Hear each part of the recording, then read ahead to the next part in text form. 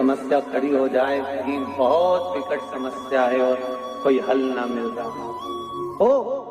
हो जाता है जीवन में। कोई कोई घड़ी ऐसी आके खड़ी हो जाती है जहां पर हमको सोचने के लिए भी समय नहीं मिलता। तब 7 स्थान शिवलिंग के बताए हैं जहां पर भूल से भी अगर कोई चंदन की उंगलियां लगा देता है, 7 स्थान ऐसे हैं जहां चंदन की मात्र उंगलियां लगा देने से ही शिव पितृलोक के पितरों को मुक्ति प्रदान करके वैकुंठ लोक का निवास दे देते हैं।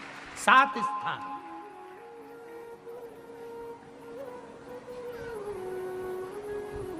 और वो 7 स्थान जो चंदन के बताए गए हैं, पहला भगवान देवाधिदेव महादेव के शिवलिंग पर चंदन का लेपन। समझ लेना जरा बहुत अच्छे से। आपको लगता है स्वप्न में कोई मुर्दे दिख रहे हैं या कोई जल रहा है या कोई मर रहा है या कोई चला गया है, ऐसा भय लगता है। बच्चों को मानी भेजूंगी ऐसा हो जाएगा, पति को मानी भेजूंगी ऐसा हो जाएगा, कोई हमारे कोई गलत तो नहीं कर रहा है, आपको लगता है। 7 स्थान चंदन के बताएं महाराज। पहला शिवलिंग, दूसरा जहां गणेश जी का स्थान है, मालूम है ना सबको? जम के बोलो जरा, मालूम है ना सबको? जहां गणेश जी का स्थान है वहां अलग से गणेश जी बैठे, वहां नहीं। शिवलिंग में जलाधारी के ठीक सामने राइट में गणेश, लेफ्ट में कार्तिकेय, बीच में अशोक सुंदरी। तो पहला चंदन बाबा के शिवलिंग पर, दूसरा गणेश जी पर चंदन की उंगली, तीसरा षडानंद कार्तिकेय पर चंदन की उंगली, चौथा अशोक सुंदरी पर चंदन की उंगली, पांचवा जलाधारी पर चंदन की उंगली, छठा जो शिवलिंग का जल बह रहा है इसके ठीक विपरीत की ओर चंदन की उंगली, और 7वां चंदन नंदी के मस्तक के ऊपर जो 2 सींग लगे रहते हैं उस पर चंदन की उंगली। ये कब लगाई जाती है? या तो अमावस्या के दिन आपको लगता है कि हमारे पूर्वजों का उद्धार नहीं हुआ, हमारे पूर्वजों का कल्याण नहीं हुआ, कहीं अधोगति में कोई चला गया है, उसका बस एक बार, रोज नहीं जरूरत है, प्रतिदिन जरूरत ही नहीं, महीने में एक बार अगर अमावस्या के दिन भी आपने चंदन के थोड़ा सा चंदन अगर मेरे देवाधिदेव महादेव को 7 स्थान पर समर्पित किया है। अशोक यहाँ पर वर्णन कर रही है, मैना, धन्या और कला की कथा कह रही है। तीनों ने सनकादि ऋषियों से मांगा।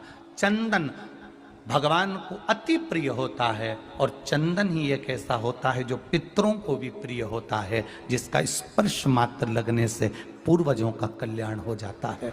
वो 3 जगह पर अगर कोई बीमारी ऐसी हो गई कि वो समाप्त नहीं हो रही, बड़ी बड़ी तकलीफ, मतलब एक बार दवाई अगर चालू हो गई तो दवाई बंद ही नहीं हो रही है, तो उसके लिए आपको 3 जगह पर जल चढ़ाना प्रारंभ कर दो। मात्र 1 हफ्ते से ज्यादा चढ़ाना भी नहीं पड़ेगा। जैसे 1 हफ्ते आप टेबलेट लेते हो, गोली लेते हो, 1 हफ्ते चढ़ाना प्रारंभ कर दो। सबसे पहले बेलपत्री के पेड़ के नीचे क्या करना है? जल का पात्र लेना है, उसमें 2 दाने चावल के डालना, 2 दाने अक्षत के डालिए।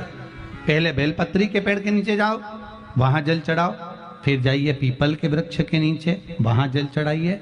आखिरी में या तो शमी के नीचे या फिर आंवले के नीचे, इन दोनों में से कोई एक वृक्ष जिसके नीचे। पर 1 हफ्ते अगर आपने आंवले में चढ़ाया है तो आंवले में ही चढ़ाना, शमी में चढ़ाया है तो शमी में चढ़ाना है। ये बदल के मत चढ़ाना कि आज मैं शमी में चढ़ा देती हूँ, कल आंवले में चढ़ा दूंगी। स्नान करते समय या भोजन करते समय या तीर्थ में क्षिप्रा, नर्मदा, गंगा, सरयू, सरस्वती, मंदाकिनी, जितनी भी नदियां पवित्र हैं, इसमें जब स्नान करो या घर पर स्नान करो, उस समय पर गंगे हर या नर्मदे हर, ये 2 कहना चालू कर दो, कभी धोखा नहीं। जिस समय हम हर हर गंगे बोलते हैं या नर्मदे हर बोलते हैं, 1 लोटा पानी जब अपने ऊपर चढ़ता है या अपन किसी पवित्र नदी में डुबकी लगा रहे होते हैं या घर में एक लोटा पानी अपने ऊपर डालते समय हर हर गंगे या नर्मदे हर बोल रहे होते हैं, उस समय पर सारी पवित्र नदियां और हमारे पूर्वज, हमारे पितर, हमारे आहूत, हमारे वासुक और 33 कोटि देवता हमारे नर्मदे हर बोलते ही, गंगे हर बोलते ही हमारे सम्मुख में आकर खड़े होकर हमको पवित्र। इसी बेलपत्र की जो नीचे की 2 पत्तियां होती हैं, इन 2 पत्ती के लिए पहले भी वर्णन करा, इन पत्र में भी है। किसी माता को इंजेक्शन लगते थे, इंसुलिन लगता था, पर बेलपत्री के सेवन करने से उनको अब इंसुलिन की जरूरत नहीं है शुगर लेवल में।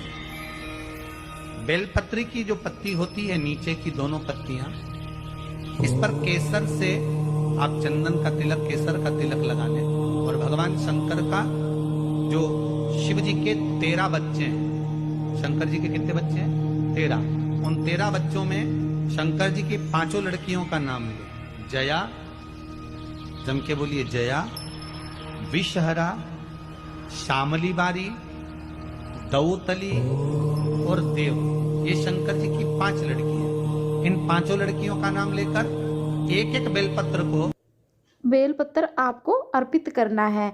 जिसके घर में भी पितृदोष है, पितृदोष से जो